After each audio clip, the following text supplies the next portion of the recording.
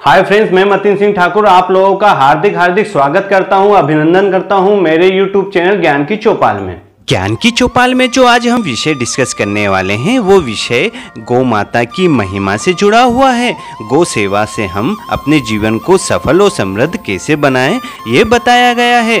सबसे पहले हम समझेंगे गौ माता की उत्पत्ति कैसे हुई, गौ माता कैसे प्रकट हुई, पहले ये हम जानेंगे। देवता और असुरों ने मिलकर समुद्र मंथन का मन बनाया। उस मंथन से बहुत सारे रत्न निकले।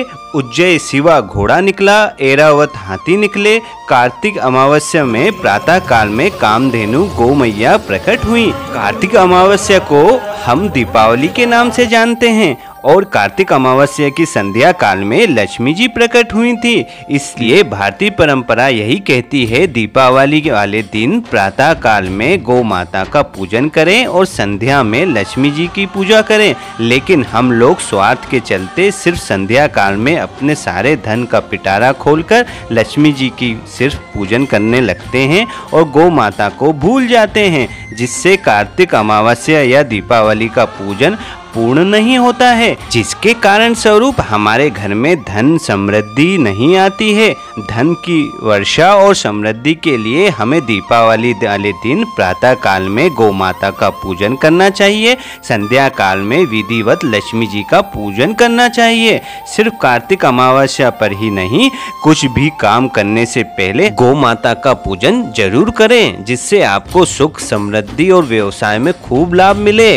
गौ माता के पूजन करने से आपके सभी पाप और बीमारियों का भी नाश हो जाएगा। भगवान श्री कृष्ण जी भी कहते हैं कि गाय माता समस्त संसार की माता हैं। जो भी मनुष्य गाय माता को माँ समझकर निरंतर सेवा करता है, वो गौ माता उसके सभी संकट को हर लेती है और मनोकामना पूर्ण कर देती है। गौ माता की सेवा करके अपने कष्टों और समस्याओं को चुटकी में कैसे दूर करें, इसके उपाय इस प्रकार हैं और गौ माता की महिमा भी इस प्रकार है। गौ माता में 33 कोटि देवी देवता निवास करते हैं। इसके लिए गौ माता एक दिव्य प्राणी है। जिस घर में गाय निवास करती है उस घर में वास्तु दोष नहीं होता है। वहाँ जिस स्थान पर गौ माता बैठकर आराम करती है वहाँ कोई बाधाएं और बुरी शक्ति नहीं आती है, वहाँ से नकारात्मक ऊर्जा चली जाती है। पुराणों के अनुसार गौ माता के सिंगों के अग्रभाग में श्री विष्णु भगवान निवास करते हैं। जब भी गौ माता आपके घर आए तो उनके सर पर अपना सर रखकर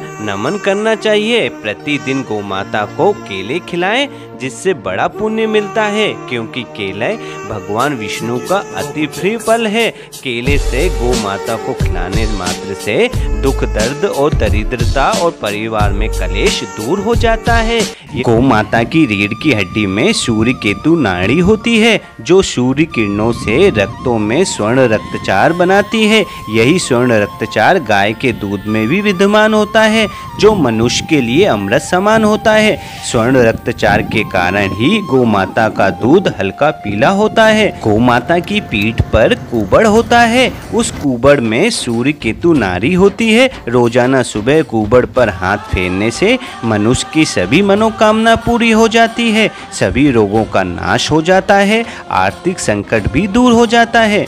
पुराणों में उल्लेखित है कि जब गौ माता संध्या के समय घर लौटती है तो उसके खुर से जो धूल उठती है उससे मनुष्य के सभी पापों का नाश हो जाता है। यदि मनुष्य क्रोधी है और पढ़ाई में कमजोर है, बोलने में असमर्थ है, तो गौ माता को हरा चारा खिलाने से बुध की ग्रह की स्थिति भी ठीक हो जाती है और सभी दिक्कतें भी दूर हो जाती हैं। गाय दान को भी शास्त्रों में अनेक फलदायक माना जाता है। 9 ग्रह शांति भी हो जाती है, शनि की दशा भी ठीक हो जाती है। काली गाय का दान किसी भी ब्राह्मण को या गरीब आदमी को करने से सभी कष्टों से मुक्ति मिल जाती है।